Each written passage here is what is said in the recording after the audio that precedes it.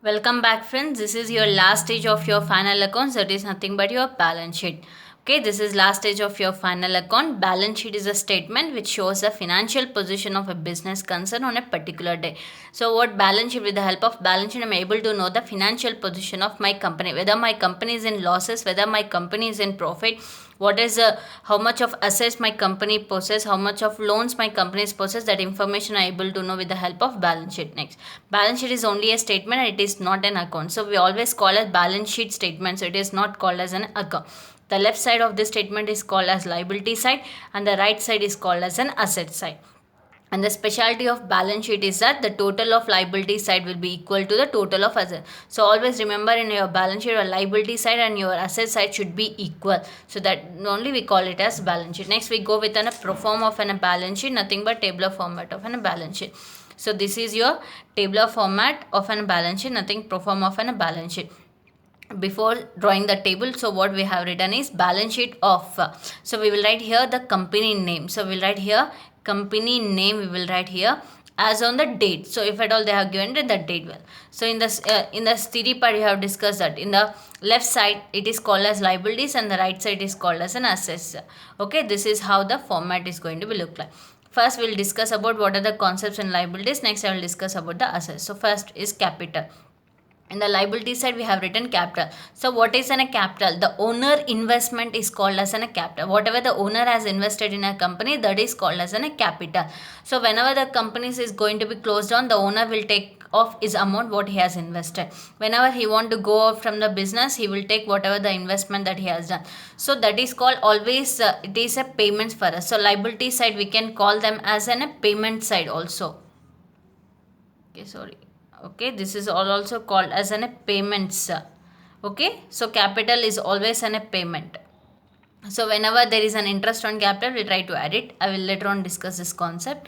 So next is net profit. So net profit is nothing but in the previous of second stage of your final account we have discussed about profit and loss account. Whatever the answer that we have got, whether we got a profit, we'll add it here. If at all we got a losses, we'll add. Why it is? Because is only the reason is whenever the profit comes to the organization, the owner will take. So what is the owner amount already we had is with us is capital. So we try to add the profit to the capital. If at all losses mean losses also again going to be paid by the owner. So already the owner amount is paid, we will try to less the net losses from the capital. So this is how the capital. Next is creditors. Creditors is nothing but that we have taken certain amount from some other person. The company has taken certain money from some other person, then we become a creditor to that particular person. ఎప్పుడైతే మనం ఒక్కరి దగ్గర నుంచి అప్పు తీసుకుంటామో దాన్ని ఏమంటామంటే creditors అని అంటాం. Next bank over draft. Bank over draft is just like your credit card basis. So this bank over draft facilities will be provided for the companies by the banking peoples. So next is bills payable. So bills payable concept is very important, you may frequently getting here in this sheet. So bills payable is nothing but that I have sold goods, I have purchased goods, I have purchased goods from some X person.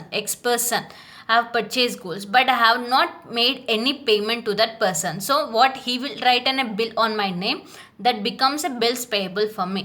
అంటే ఒక దగ్గర నేను goods కొని amount pay చేయకుండా అతను నా పేరు మీద బిల్ రాస్తే దాన్ని ఏమంటామంటే బిల్స్ పేయబుల్ అని అంటాం. Means that is nothing but payment that I have to make, that is comes as bills payable.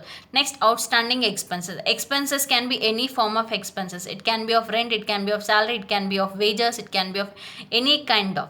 So what is an outstanding is nothing but in my company 10 employees are working. For each employee I'm able to pay 10, I'm eligible to pay 10,000 rupees as a salary.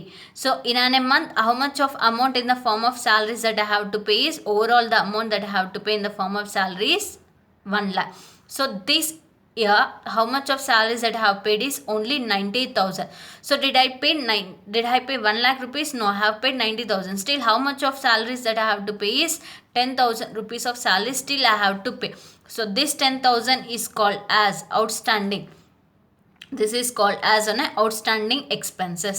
So it can be outstanding rent, it can be outstanding salary, it can be outstanding interest or anything. Next is income received in advance. Nothing but very simple concept, I'm explaining in a simple way. That is nothing but rent received in advance. rent received in advance concept, remember that one. Whenever we have received rent in advance, it means that whenever they vacate the houses, we need to make a payment for them. That means it is always a payment for me, so it is comes under the liability side. So income received in advance. For your understanding, I have taken the concept called as rent received in advance. So this all comes under your liability. Next we move on to the asset side. So assets, land and building is an asset, you already know. Plant and machinery is also called an.